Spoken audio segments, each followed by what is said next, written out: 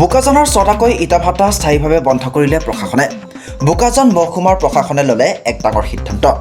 Reporter live অসমে ধাৰাবাহিকভাৱে বোকাজানৰ যিসমূহ ইটা ভাটা কোনো ধৰণৰ নথিপত্ৰ নথকাকৈ আজি বছৰ বছৰ ধৰি ব্যৱসায় চলাই থকাৰ লগতে স্থানীয় ৰাইজৰ অভিযোগৰ প্ৰতি লক্ষ্য ৰাখি বাতৰিত যুগুত কৰি আহিছিল, সেই সকলোবোৰ দিশ সামৰি বোকাজান মহকুমা প্ৰশাসনৰ উদ্যোগত খটখটি, মাটিপুল, শান্তিপুৰ আদি ঠাইৰ ছটাকৈ ইটা ভাটা স্থায়ীভাৱে বন্ধ কৰি দিয়াৰ পৰিলক্ষিত হয়।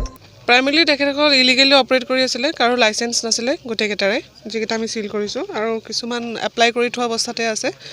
গতিকে সেইখিনি আমি টেম্পৰেলি চিল কৰি দিছোঁ, আমি আনটিল তেওঁলোকে পাৰ্মিশ্যনটো ওলাব পাৰে। যিসমূহ ইটা ভাটাৰ নথিপত্ৰ, অনুজ্ঞাপত্ৰ আদি নাই অথবা সময় উকলি গৈছে, সেইসমূহ ইটা ভাটাৰ ওপৰত বোকাজান মহকুমাধিপতি কাকুমণি শইকীয়াই, দণ্ডাধীশ চাইকিনন্দা কাশ্যপৰ উপস্থিতিত আৰু আৰক্ষী প্ৰশাসন, অগ্নি নিৰ্বাপক বাহিনীৰ সহযোগত চিল কৰা হয় ছটাকৈ ইটা ভাটা। গোটেইকেইটা আমান 1, আমান 2, এটা আছে MTB, ছনী, এনেকুৱা আছে কেইটামান, মই গোটেইকেইটা পাহৰিছোঁ। সেইটো সংগতি ৰাখি আমি এইখিনি যিখিনি অপাৰেশ্যন কৰিছিলোঁ, আমি চলাইছিলোঁ, তেওঁলোকৰ গোটেইখিনি ডকুমেণ্টছ আমি লিগেলি যিখিনি এজ পাৰ নৰ্মছ তেওঁলোকৰ থাকিব লাগে, আমি গোটেই চাব ডিভিজনৰ 26টা ব্ৰিকলিনৰ লিষ্ট আমি পাইছিলোঁ, আৰু গোটেইখিনিতে আমি যিখিনি ডকুমেণ্টছ এজ পাৰ নৰ্মছ থাকিব লাগে গোটেই চালি জাৰি চালোঁ।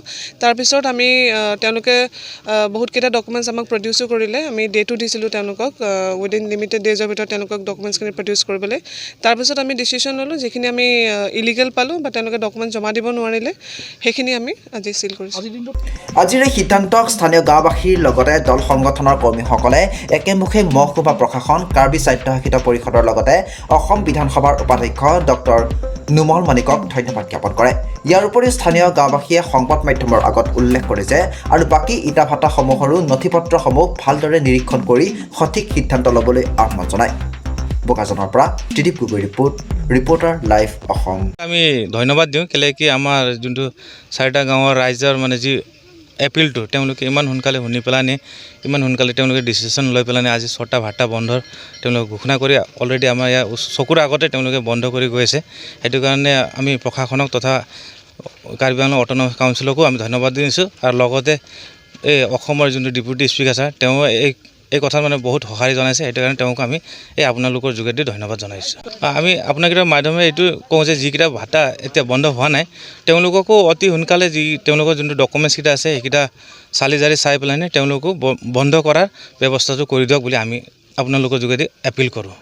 প্ৰথম সমস্যাটো যিটো ঘটনাটো ঘটিল, এইটো বহুত দুখ লগা ঘটনা। এইটো ঘটনাটো ঘটিব নালাগিছিল, কিন্তু এই ভাটা পক্ষৰ পৰা যিকেইটা কৰ্মকাণ্ড কৰিলে এই গাঁৱৰ ৰাইজৰ কেইটাৰ লগত, এইটো বহুত দুখ লগা কথা। এইটো আগন্তুক দিনত এনেকুৱা নহওক বুলি আমি ভাবোঁ। Reporter live.